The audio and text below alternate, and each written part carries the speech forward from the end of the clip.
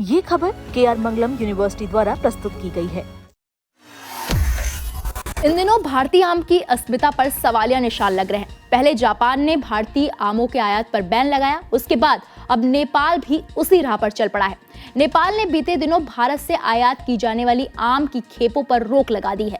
नेपाल के कृषि और पशु विकसित मंत्रालय ने जानकारी दी है कि भारत से आने वाले आमों यानी कि मैंगो इंपोर्ट फ्रॉम इंडिया और कुछ अन्य फलों की खेपों पर रोक लगा दी गई है।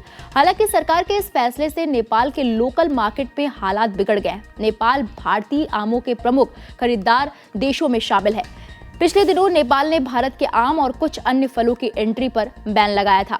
नेपाल के कृषि और पशु विकास मंत्रालय की ओर से मिली जानकारी के मुताबिक उन्होंने बताया कि भारत से आने वाले आम की कुछ खेपों में तय सीमा से ज्यादा कीटनाशकों के अवशेष मिले थे। नेपाल ने खाद्य सुरक्षा और गुणवत्ता से जुड़ी चिंताओं के कारण भारतीय आमों के आयात पर रोक लगा दी। बता दें कि पिछले महीने जापान ने भी गुणवत्ता मानकों का हवाला देते हुए भारतीय आमों के आयात को बैन किया था। जापान की सरकार के इस फैसले के बाद वहां के स्थानीय व्यापारियों में चिंता बढ़ गई। जापानी मीडिया द राइजिंग नेपाल में छपी एक रिपोर्ट के मुताबिक आम के इंपोर्ट को रोकने के बाद अब स्थानीय रूप से उगाए गए फलों की बिक्री बढ़ गई है, लेकिन आपूर्ति और स्थिरता एक चिंता की बात बन गई है।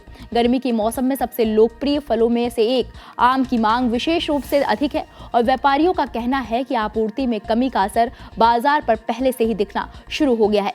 स्थानीय व्यापारियों का कहना है कि घरेलू कृषि उत्पादों को बढ़ावा देना एक सकारात्मक कदम है, लेकिन पर्याप्त तैयारी या लॉन्ग टर्म रणनीति के बिना अचानक लगाए गए प्रतिबंध से व्यापारियों के लिए मुश्किलें पैदा हो गई हैं।